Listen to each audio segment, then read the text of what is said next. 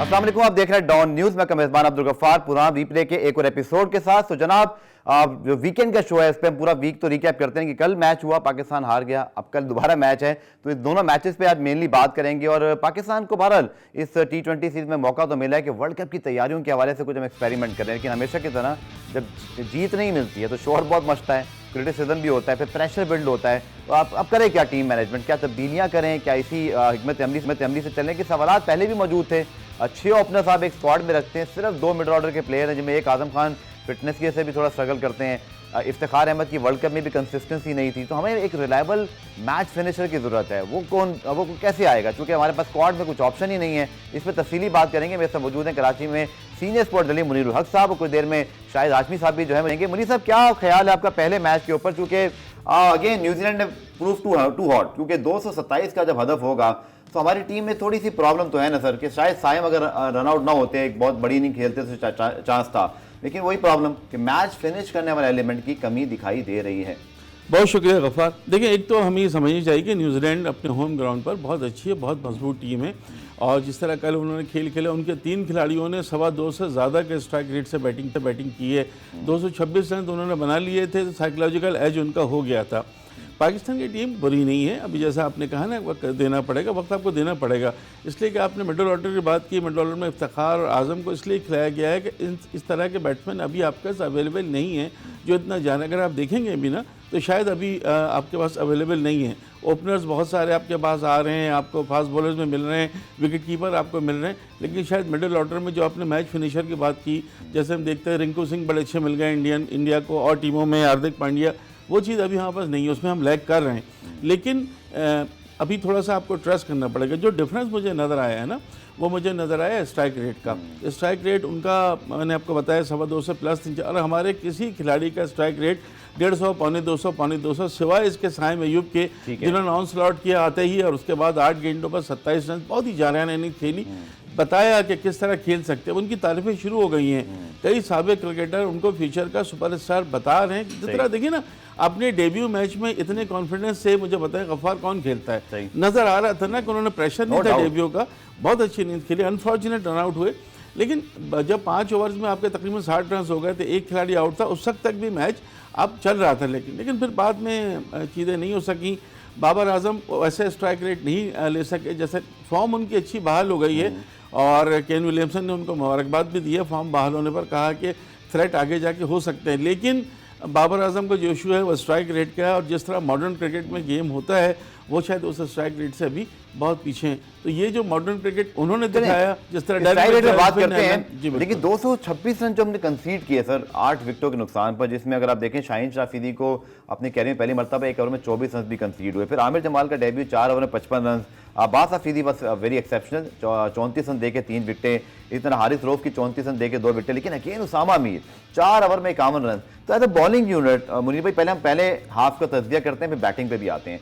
226 run, I think मेरे ख्याल में 15-20 रन आपने ज़्यादा कंसीड कर दिए। 200 वाली टीम तो शायद हमें 226 चेस करना मुश्किल ही था। बिल्कुल सही आपने कहा। देखिए, अगर आप इकोनॉमी देखेंगे ना बॉलर्स की, तो 11.5 की इकोनॉमी आ रही शाहीन अफरीदी की, 11.25 और 12.5 की इकोनॉमी दीगर बॉलर्स की, सिवाय अब्बास अफरीदी और हारिस रऊफ के, बाकी सब की बहुत पिटाई हुई है।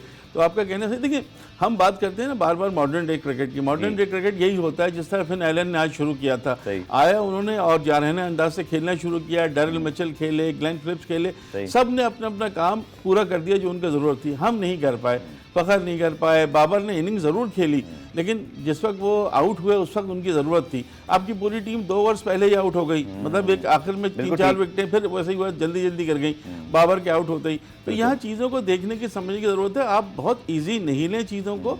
टीम आपकी अच्छी है, टीम बैलेंस्ड है, इसको थोड़ा सा मौका दें, चलने दें, इतना जज्बाती होने की जरूरत नहीं। क्योंकि न्यूजीलैंड की टीम देखें, न्यूजीलैंड की टीम वर्ल्ड कप का फाइनल खेली थी, यहाँ पर भी सेमीफाइनल में पहुंची है, बहुत अच्छी टीम है उनकी।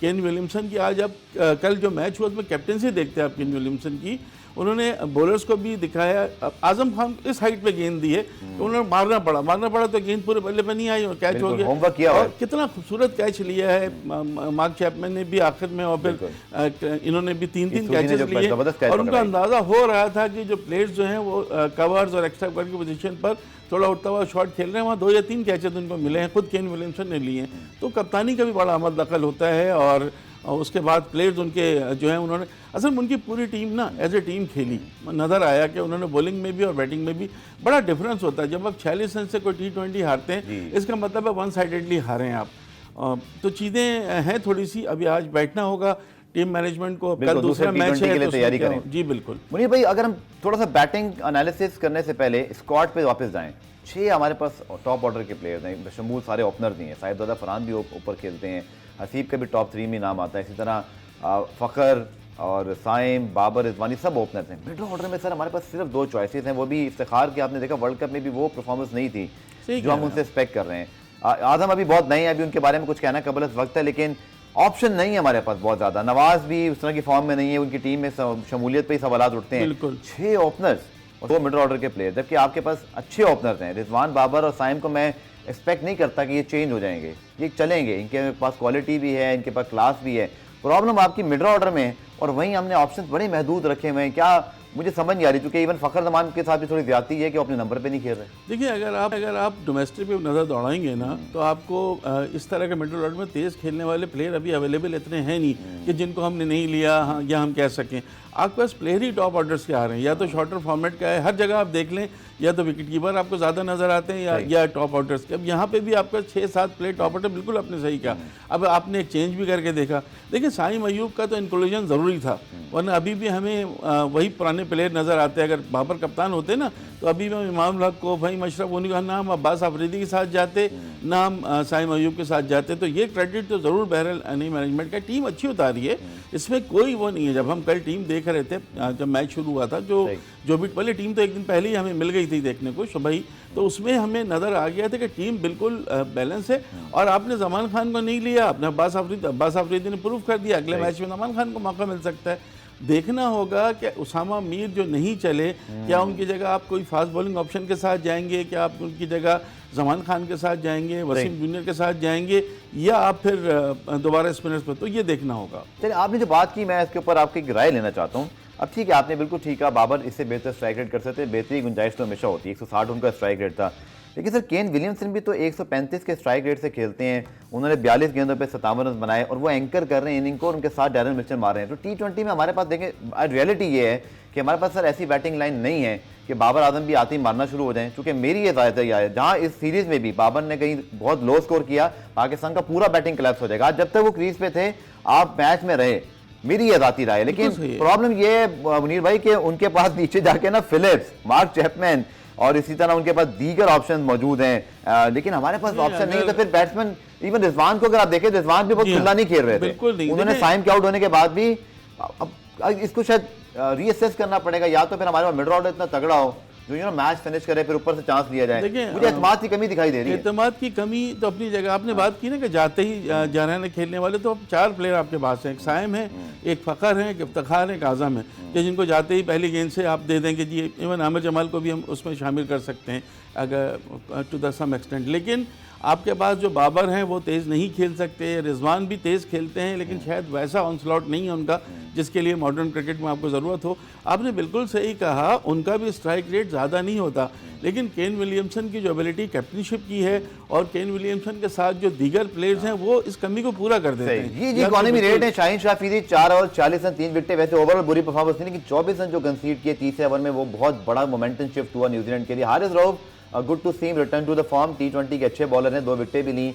बट आमिर जमाल 55-0, लेकिन चलें अभी उनके शुरू के मैचेस हैं। अब्बास आफरीदी को बहुत बहुत सराहना पड़ेगा कि बहुत अच्छी बॉलिंग की, विकेटें भी ली, रन भी कंसीड किए। But the main problem sir overall Pakistan की, जो मुझे T20 वनडे टीम दोनों का नजर आ रहा है, वो है लैक ऑफ क्वालिटी स्पिनर।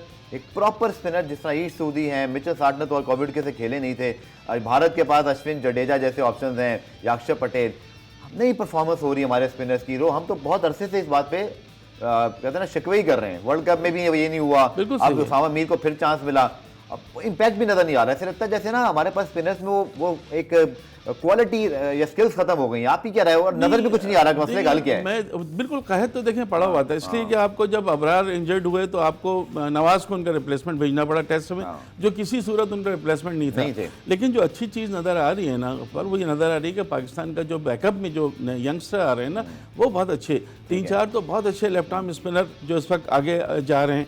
और 2 हमने देखिए अभी प्रेजेंट में आरिफ याकूब जो कराची के हैं और लाहौर के मोहम्मद रमीज़ ने तो सिर्फ 3 मैचेस में 28 विकेटें ले ली। तो आगे जो हमें लौट नज़र आ रही है वो अच्छी है, लेकिन फिलहाल चूँकि अबरार अभी ज़ख्मी है, नवाज से आपको इतनी उम्मीद नहीं रख सकते, तो ये एक प्रॉब्लम अभी तो उसका रिजल्ट ये है कि आप चारों जहाँ पर अच्छे फास्ट बॉलर मौजूद हैं तो फिर फास्ट बॉलर्स के साथ जाएं, क्यों आप स्पिनर के साथ जाते नहीं खिलाएं उसामा मीर को। अगर आपको लगता है कि विकेट में ऐसा नहीं है तो फिर क्योंकि आपको फिर चेंज करना पड़ेगा। पुराने ब्रेक शामिल करते हैं, ब्रेक से जब वापस आएंगे तो दूसरे T20 में हमारी हिकमत अमली क्या होनी चाहिए से बात करते हैं शॉर्ट कमर्शियल ब्रेक के।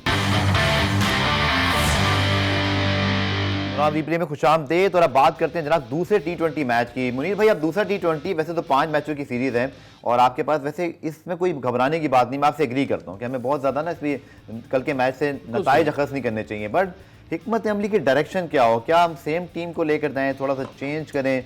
न्यूजीलैंड ने एक और चीज़ आपने देखी जब स्क्वाड अनाउंसमेंट हुआ, कितना खूबसूरती से ब्रैकेट में लिखा हुआ है कि केन विलियमसन तीसरा मैच शायद नहीं खेलेंगे या में चौथा, फलाना मैच वो नहीं खेलेंगे, बट हमें ये पता नहीं होता है। लेकिन चलें, अब हम सिर्फ बोल ही सकते हैं कि नहीं पता, लेकिन होना क्या चाहिए आपके ख्याल में अगले मैचेस में?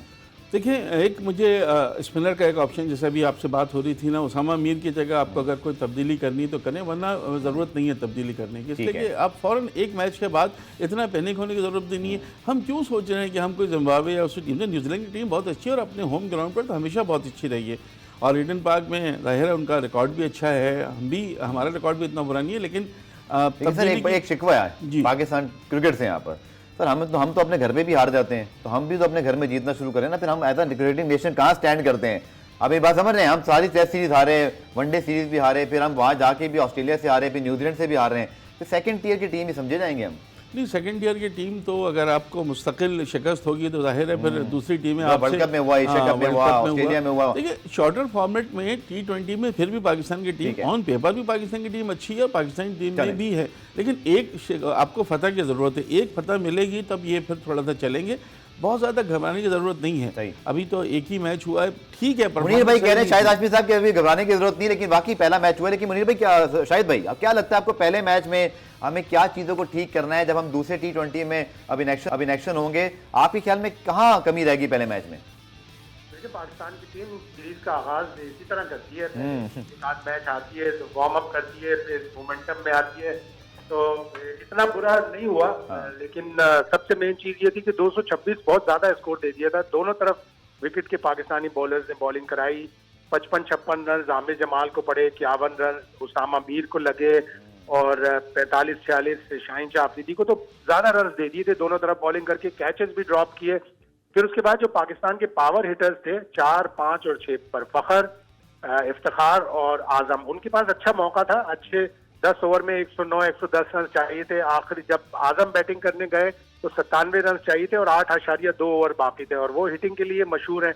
लेकिन सारे लोग बजाय स्ट्रेट मारने के वो इधर उधर मारते हुए आउट हुए। आजम ने कोशिश की कि स्ट्रेट बाउंड्री की तरफ मारे, लेकिन वो कैच हो गए, पूरी तरह बल्ले पे बॉल नहीं आई। तो अब ये चीजें चेंज करनी पड़ेंगी। मेन चीज ये है कि डिसिप्लिन लाना पड़ेगा बॉलिंग में। सर, क्वालिटी स्पिनर की जो हमें इस वक्त बहुत शदीद कमी दिखाई दे रही है और फिर मैच फिनिशर, ये दोनों एलिमेंट वनडे क्रिकेट से साथ चलते हुए आ रहे हैं और बज़ाहिर इसका कोई हल नजर नहीं आ रहा, क्योंकि उसामा मीर को भी चांसेस मिले, शादाब भी इसी तरह इनकंसिस्टेंट रहे, नवाज की टीम में शमूलियत जब स्क्वाड में होती है तो लोग यही कहते हैं कि किस परफॉर्मेंस पर ड्रॉप हुए थे, किस परफॉर्मेंस वापस आ गए, तो ये मसला हल होकर नहीं दे रहा। बिल्कुल ऐसा ही है, लेकिन अब ये नई मैनेजमेंट है, ये मुख्तलिफ कॉम्बिनेशन ट्राई कर रहे हैं, तो ठीक है। अभी आपके पास 16 मैचेस हैं T20 वर्ल्ड कप से पहले, तो आप मुख्तलिफ कॉम्बिनेशन ट्राई कर लें। मैं तो ये समझ रहा था कि शायद आज नवाज खेलेंगे, इसलिए जो न्यूजीलैंड में 2 साल कबल ट्राई सीरीज खेले हैं उसमें उनकी परफॉर्मेंस अच्छी थी, तो नवाज को ना खिलाकर उन्होंने उसामा मीर को ट्राई किया। शायद बिग बैश में बॉलिंग करा के आ रहे थे, इसलिए ट्राई किया होगा। तो कॉम्बिनेशन देख रहे हैं, ठीक है, किसी ना किसी तरह सीरीज में वापसी आए, मैचेस जीतेंगे तो एतमाद बढ़ेगा, लेकिन साथ ही साथ आपको कॉम्बिनेशन भी ट्राई करना है। ठीक है, आप दोनों से मेरा सवाल है शायद भाई, पहले आपसे भी मुनीर भाई, फील्डिंग एक ऐसा शोबा है जो हम अक्सर हार के बाद डिस्कस करते हैं, लेकिन सरसरी तौर पर कि बहुत बड़ा फर्क है। शायद भाई आप ये सूदी का कैच देखें, इसी तरह रन आउट देखें, बहुत अलर्ट होते हैं हमारे ओपोनेंट्स और एक मौका मिल जाए, स्निफ मिल जाए, पकड़ लेते हैं उधर ही। हमने ऑस्ट्रेलिया में भी गलतियां की, कैचेस पे कैचेस ड्रॉप, कल भी इसी तरह हुआ। हम कभी फील्डिंग को सीरियस या तो लेते नहीं है और स्टैंडर्ड हमारा बहुत पीछे रह गया सर।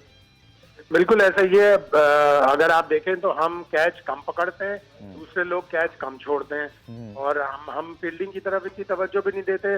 हम वर्ल्ड कप में थे इंडिया में, तो आफ्ताब खान कोच थे, अब अब्दुल मजीद कोच हैं। हम कोचेस भी जल्दी जल्दी बदल लेते हैं।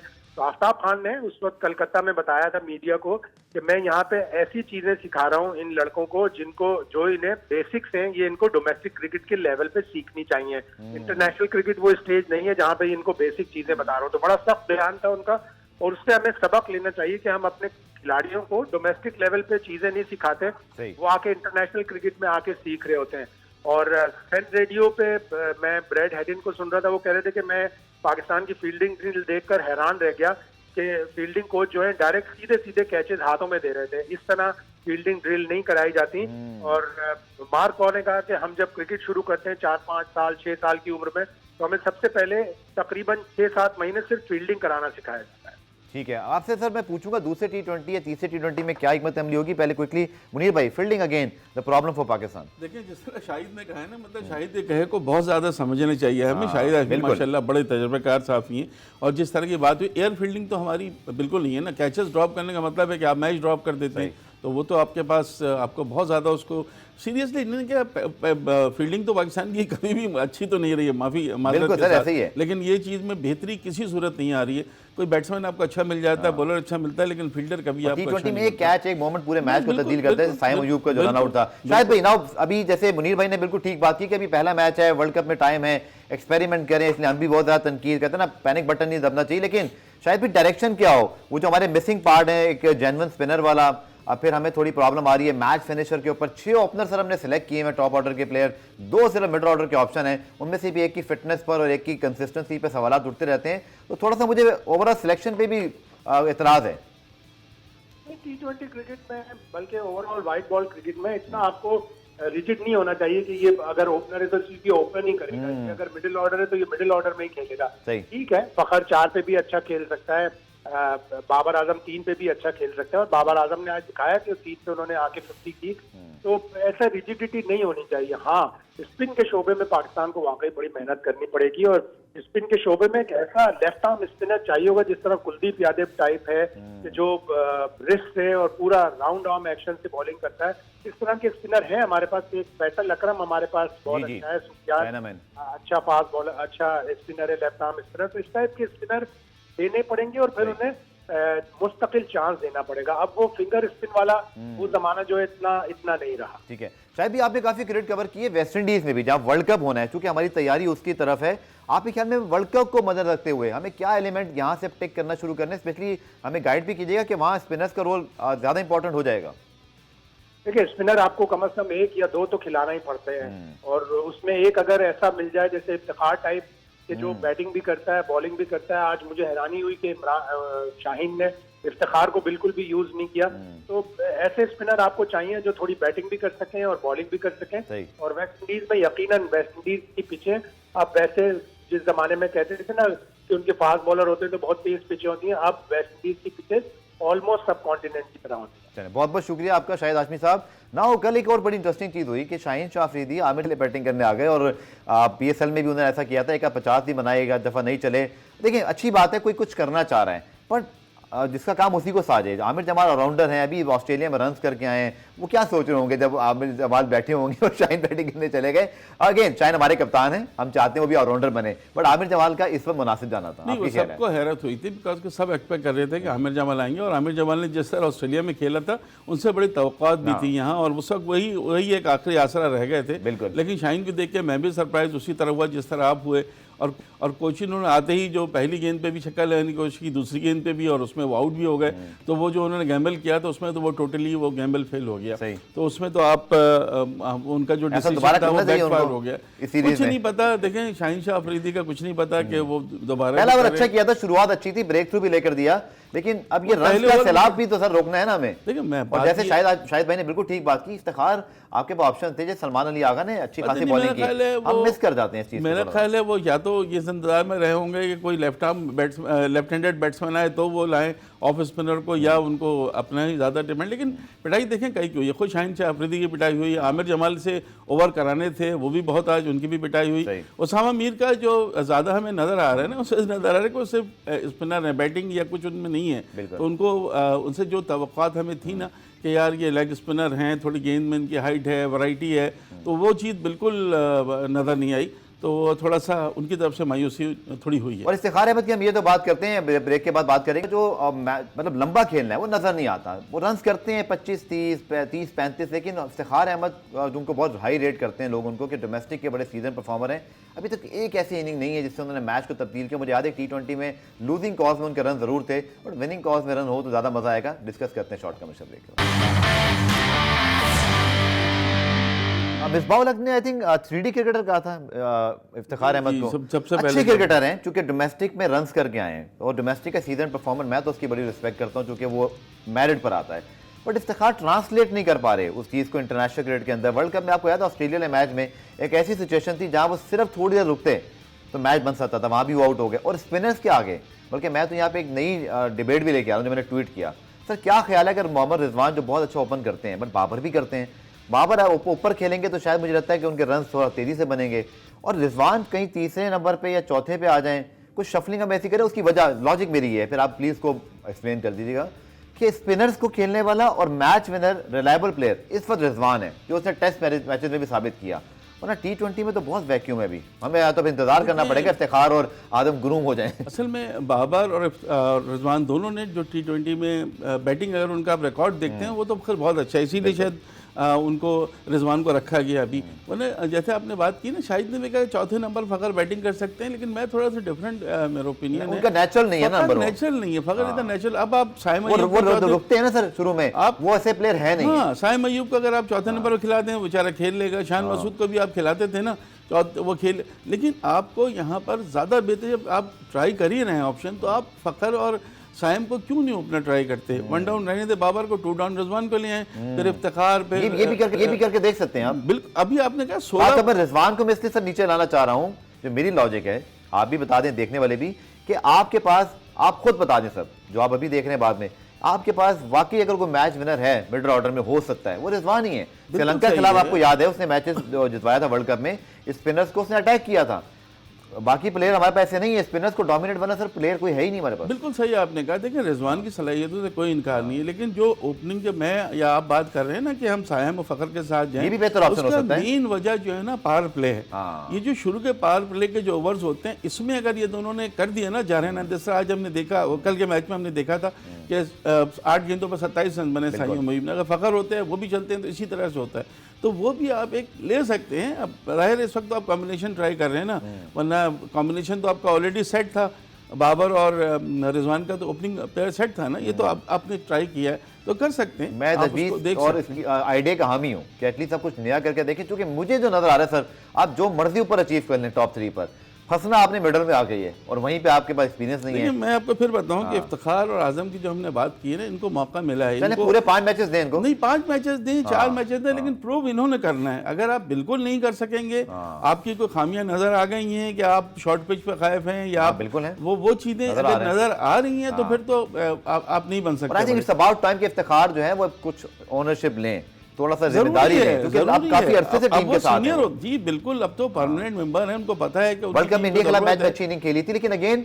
25 30 35 वाला हिसाब है। देखिए 25 30 35 कहीं कहीं पे काम भी आ जाते हैं अगर बहुत आपने अच्छी इनिंग खेल दी है, लेकिन इस तरह से नहीं। शाहिद भाई ने बिल्कुल ठीक कहा, जब आज आपके सर 9 ओवर में शायद 90 और 10 में 100 रन थे, ये कोई बुरा प्लेटफॉर्म नहीं था। आपके पावर हिटर्स को यहाँ पर आके इस प्लेटफॉर्म पर बिल्ड करना चाहिए था, लेकिन आप 2 ओवर पहले आउट हो गए। आपकी बैटिंग को देख के लग रहा था कि हमारी बैटिंग बहुत स्ट्रांग, आमिर जमात तक आपकी बैटिंग थी, लेकिन अगर नहीं चलेंगे तो फिर उसका तो कोई हल नहीं है ना।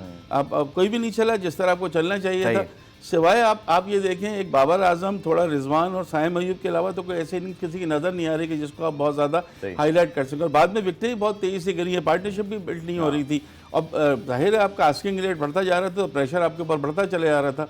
यहाँ फिर मैं ये कहूँगा कि आप कॉम्बिनेशन को चेंज करें, लेकिन पैनिक ना हो। एक मैच के हारने से पैनिक ना हो। आप ही हमने कहा सेकंड 11 हमारी सेम होनी चाहिए, आपके क्या मेरा ख्याल है उसामा मीर वाला ऑप्शन उनको चेक करना पड़ेगा कि उसामा मीर के साथ जाते हैं। एक मैच और देके देख लें, मे बी विकेट की वजह से कोई प्रॉब्लम देखिए आज तो और भी कल के मैच में तो और भी बॉलर्स पिटे थे ना, तो उसामा की भी पिटाई हुई तो कोई बिल्कुल आप दे सकते हैं, लेकिन डिपेंड ये करता है शाहीन अफरीदी और मैनेजमेंट पे। हो सकता है कि वो जमान खान का नाम चल रहा था कि वो खेलेंगे, नहीं खेल सके, उनको मौका दिया जाए। डेथ ओवर्स के बड़े अच्छे बॉलर हैं वो, ये डिपेंड करता है कि क्या होता है। बट मैं अभी भी नवाज के हक में मैं नहीं हूँ अभी, अपार्ट फ्रॉम शादाब खान की कमी महसूस हो रही है सर, कोई बीइंग ऑलराउंडर कोई आपके ख्याल कमी में? सर कोई कमी महसूस अच्छा। नहीं हो रही, बहुत उन्होंने मैच हरवा दिया हमें, उनकी कोई महसूस ये तो उनकी अलमी कमी अहसन पता है के जो खेल भी रहे थे वो भी कंसिस्टेंट नहीं उनकी थे, कमी जो हमें रिप्लेसमेंट आ रहे हैं वो भी कंसिस्टेंट, ये तो प्रॉब्लम आ गया ना। देखिए रिप्लेसमेंट को आपने शादाब ही नहीं थे, बिल्कुल नहीं थे, ना नवाज थे, बिल्कुल नहीं थे। रिप्लेसमेंट को आपने कितने मौके दिए, आप ये भी तो देखें ना। वर्ल्ड कप में 3-4 मैच शादाब खेले। की जो कमी महसूस होगी इस्लामाबाद यूनाइटेड पीएसएल में होगी, बाकी जगह कमी, आई एम सॉरी टू से, लेकिन क्योंकि वो हमारे हीरो हैं, नेचुरल हीरो हैं, लेकिन आप परफॉर्मेंस नहीं दे पा रहे हैं ना। वर्ल्ड कप में आप उनको खिलाते रहे ना, मुस्तकिल खिलाते रहे, वो जब तक ये कंकशन नहीं हो उनको आप खिलाते रहे, ये चीजें देखनी चलिए बैटिंग की जो हम बात कर रहे थे उसके ऊपर हम थोड़ा फर्दर डिस्कस करते हैं ना। मुनीर भाई ये जो बैटिंग ऑर्डर है इसमें अगर स्ट्राइक रेट देखें तो हमारे टॉप 3 के स्ट्राइक रेट इतने बुरे भी नहीं थे, इवन फखर जमान तक भी 150, 162, 178, 137। मेरा नहीं ख्याल कि ये कोई कल बुरी टॉप ऑर्डर परफॉर्मेंस थी, क्योंकि 10 ओवर में 100 रन पे 2 आउट कोई बुरा प्लेटफॉर्म नहीं था, लेकिन बॉलिंग ने रन थोड़े ज्यादा कंसीड कराए। तो बिल्कुल सही है, लेकिन जब आपके बॉलर्स की पिटाई हो गई तब आपके बैट्समैन की जिम्मेदारी बढ़ जाती है ना। अगर वो 225 प्लस के स्ट्राइक रेट से खेलते हैं तो आपके तो कोई प्लेयर 250 पे भी नहीं है। ये 150, 137, 170 जो आप देख रहे हैं ना, ये वैसे बहुत अच्छा स्ट्राइक रेट है, मगर इस टोटल को जो आपको दिया गया था उसको चेस करने के लिए स्ट्राइक रेट बहुत कम था। अब बाबर आजम को आप देखिए ना, बाबर आजम आपको पता है कि थोड़ा सेट होते हैं उसके बाद खेलते हैं, जब उनके खेलने का वक्त आया उन्होंने छक्का लगाया, फिर चौका लगाया, उसके बाद वो आउट हो गए कवर्स में, बड़ा अच्छा कैच उनका ले लिया केन विलियमसन। लेकिन चलिए सर ये चीज इस मैच की ये पॉजिटिव रहा कि एक तो बाबर थोड़े रन्स करके फॉर्म में आए, फॉर्म में तो आए। थोड़ा सा ये नहीं है कि उन्होंने बहुत ही स्लो खेले। 160 का strike rate I think world class strike rate है। हाँ मैं आपसे एग्री करता हूं कि कल के मैच के कॉन्टेक्ट के लिहाज से उनसे बड़ी एक्सपेक्टेशन थी, लेकिन चलिए आई थिंक इस मैच का पॉजिटिव सेकंड मैच के लिए यही होगा कि साइम, इसी तरह बासा अफरीदी, फिर बाबर, तो आप थोड़ी थोड़ी चीजों को पॉजिटिव लेके आई होप कि बाकी चीजें भी पॉजिटिव हो जाए, तो हम एक्सपेक्ट कर सकते हैं कि हम एक फाइट बैक करें। बिल्कुल सही है, दो खिलाड़ियों ने डेब्यू किया, दोनों की एक्स्ट्राऑर्डिनरी परफॉर्मेंस, एक ने 3 विकेट ली, एक ने 8 गेंदों पर 27 रन बना, unfortunate run out, half out कहलाता है। तो आप उसके हिसाब से तो आपको ये पॉजिटिव तो है ना, बाबर आजम का फॉर्म में आ जाना आपके लिए पॉजिटिव है। रिजवान भी अच्छी इनिंग्स खेल के गए हैं, खालिद साहब ने बड़ा अच्छा ट्वीट किया, हमारे दोस्त है सीनियर है, उन्होंने कहा जी जो नया लड़का परफॉर्म करता है रन आउट क्यों हो जाता है। लेकिन ये बॉल रन आउट नहीं था, नहीं ये ball run out I think Saim की अपनी मिसकैलकुलेशन हो गई, बल्कि बदकिस्मती सीधा गेंद हाथ में आया और वो लग भी गया। अच्छा हमें कभी ऐसी किस्मत नहीं मिलती, रन आउट मारे भी तो लगता नहीं है। प्रोग्राम में ब्रेक शामिल करते हैं, ब्रेक से वापस आकर मज़ीद गुफ्तगू करते हैं।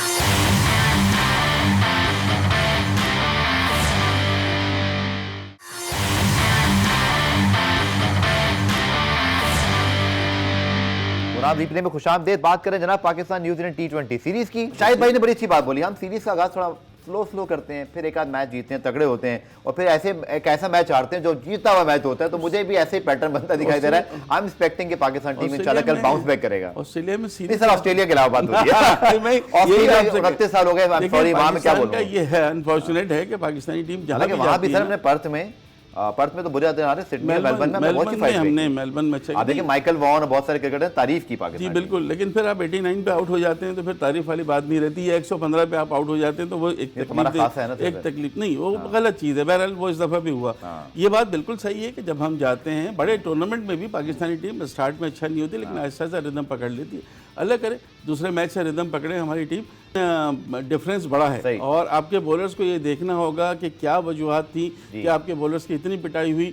आई थिंक 21 चौके और 11 छक्के लगाए हैं उनके बैट्समैनों ने कल के मैच में, तो वो तो 150 से ज़्यादा रन तो उन्होंने अराउंड 150 रन तो उन्होंने बाउंड्रीज की मदद से बना लिए। तो ये कंसर्न वाली चीज़ है। आपको ये एक चीज़ तो हमने डिस्कस नहीं की, बहुत आखिर में डिस्कस कर रहे हैं, लेकिन कल के मैच के लिहाज से लिंक करते हैं। पाकिस्तान ने टॉस जीत के पहले फील्डिंग की, बॉलर्स पे अपने थोड़ा एतमाद ज़्यादा था, खुद पर शायद एतमाद था उनको कि मैं अगर कल टॉस जीतते हैं शाहीन क्या करना चाहिए आपके ख्याल में? आई डोंट नो, कंडीशन के ऊपर डिपेंड करता है कि वहाँ कंडीशन कैसी होती है और क्या होता है। यहाँ तो गर्मी थोड़ा रन चेज हमारा पॉजिटिव रहा है, सरफराज के दौर से हम रन चेज को प्रेफर्ड करते हैं और हमारा रिकॉर्ड भी अच्छा नहीं, रन चेज को प्रेफर करना चाहिए। आप इंडिया देखें ना, ज़्यादा टीमें रन चेज पे जाती हैं। इंडिया के बारे में तो कहा जाता है उसको चेस करने दे दो तो समझे कि वो जीत जाएंगे, तो आप तो इस तरह के नहीं है। प्रॉब्लम सर वही है। मेरा आखिरी बॉटम लाइन, मुनीर भाई से भी कमेंट ले लेता हूँ, कोई क्लोजिंग रिमार्क्स। जब तक आपके पास स्पिनर मैच विनर नहीं आएगा या स्पिनर्स नहीं आएंगे, दुनिया के पास स्पिनर्स हैं, हमारे पास स्पिनर भी एक नहीं है, और जब तक आपका मैच फिनिशर कोई एक नहीं होगा आप T20 वनडे मैचेस नहीं जीत सकते। मुनीर साहब क्लोजिंग रिमार्क्स। बिल्कुल सही है, बिल्कुल सही है। मैच फिनिशर आप मैच बनाएंगे, कोई स्ट्राइक रेट पे ऊपर नीचे होगा, लेकिन करना मैच फिनिशर ही होता है। नहीं, देखिए ना, देखिए ना, ग्लैन हर- मैक्सवेल ने नहीं करके दिया। बिल्कुल, इसी बिल्कुल। तरह क्या वो जो केआर राहुल हैं, क्या वो नहीं मैच फिनिश करते रहे, या जो माजी में पोलार्ड जैसे बड़े बड़े फिनिशर। अभी हम देखें ना यंगस्टर में इंडिया को रिंकू सिंह मिले, बड़े जबरदस्त फिनिशर हैं, उन पर बहुत ज्यादा रिलाई सर किया ऐसा जा तो रहा नहीं है। शोएब मलिक को वापस लाना पड़ जाए? शोएब मलिक को वापस लाना पड़ जाए। हाँ, अगर हम पाकिस्तान 4 साल क्रिकेटर। पहले प्रोग्राम कर रहे होते तो शायद पाकिस्तान मैं क्रिकेटर यस है, और अभी कह तो यहाँ देता। कुछ भी हो सकता है। नहीं, वो मैच फिनिशर तो बहरहाल वो नहीं थे, वो इनिंग्स को बिल्ड करते थे, खिलाते थे, सही। बॉलिंग अच्छी करते आसिफ थे, अली, फील्डर बहुत खुशदिल अच्छे शाह, थे। हैदर अली, ओहो सब ट्राई आउट हुए, कोई नहीं चला। आपने तो वो नाम ले दिए कि अब मैं इसीलिए कह रहा हूँ सर, रिजवान को भी नीचे ले देखिए आए। आप रिजवान मैं इसीलिए को- कह रहा हूँ। नहीं नहीं, वो कम से कम टीम में मैं सेट है। आपकी बात पे इत्तेफाक करता हूँ, लेकिन टीम मैनेजमेंट क्या सोच रही है ना, उनका थिंक टैंक को भी देखना होगा ना। वो सर रिजवान टीम मैनेजमेंट कौन सी, क्योंकि हफीज डायरेक्टर है, यासिर फाद जो है वो हाई परफॉर्मेंस कोच है, तो हफीज किसकी ही चल रही है? इस वक्त तो देखिए हफीज ही सब कुछ हैं। हफीज डायरेक्टर है। हफीज सब कुछ हैं, जो हफीज कह रहे हैं वही हो रहा सही है। है। पुडी साहब मेरे कह रहे हैं मुनीर साहब से पूछें अगर जीतेगा कौन। पुडी साहब मेरे ख्याल में एक मैच हारने के बाद भी इंतजार करते हैं, कल के मैच का प्रेडिक्शन फिर भी दे दें आप। चलें पुडी साहब की हमारी फरमाइश। प्रोड्यूसर साहब की फरमाइश है, तो मैं तो ऑप्टिमिस्टिक हूँ जी, पाकिस्तान पाकिस्तान जीते। मेरा भी ख्याल है कि वी कैन जितना बाउंस चाहिए। बैक, लेकिन मुझे सिर्फ डर ये है कि न्यूजीलैंड फिर फील्डिंग में कोई स्पार्कलिंग मोमेंट और हम कोई क्या ड्रॉप ना कर दें सर, जो हमने ऑस्ट्रेलिया में एक किया। यार ये ना किया तो शायद हम जीत एक जाएं। चीज आप ध्यान में रखिएगा, कैप्टनसी का बहुत फर्क है। कैप्टनसी का फर्क भी कैप्टनसी है। का जो उसके चले शाहीन का पहला मैच था, केन विलियमसन 5 साल से कप्तानी कर रहे हैं, थोड़ा मार्जिन तो देंगे, बिल्कुल देंगे, लेकिन जीत की बिल्कुल जरूरत देंगे, है। मुनीर साहब ने बिल्कुल ठीक कहा, देंगे। एक जीत मिल जाएगी ना तो सब काम डाउन हो जाएगा। तो जीत मिलेगी तो रिलैक्स हो जाएंगे, नहीं मिलेगी तो पैनिक बटन जो है ना सिर्फ देखिए, हमारे पहली पास दफा- दबा हुआ है, आगे भी दबता रहेगा। बहुत अरसे के बाद पहली दफा हम देख रहे हैं कि जो हमारी प्लेइंग 11 अनाउंस हुई है ना, उसमें कोई बातें नहीं हो रही, ठीक है। किसको क्यों नहीं खिलाया, उसको ओके। क्यों नहीं खिलाया। ये भी कम से कम एक पॉजिटिव चीज ठीक है। है। अब रिजल्ट जो है आगे चलें, बहुत बहुत शुक्रिया मुनीर साहब मौजूद थे, शाहिद हाशमी साहब आपका भी शुक्रिया। लेट्स सी संडे को, आई होप कि आप सबका संडे अच्छा गुजरे, और जब आप उठें पाकिस्तान टीम जो है वो अच्छा फॉर्म करे। वो 11 बजे मैच होगा, हलवा पूरी मंगा के खाएं, कुछ मुझे लगता है कि शुगर होना चाहिए, पाकिस्तान टीम को जीतना चाहिए। मंडे को आपसे मुलाकात होगी, तब तक के लिए अल्लाह हाफिज़।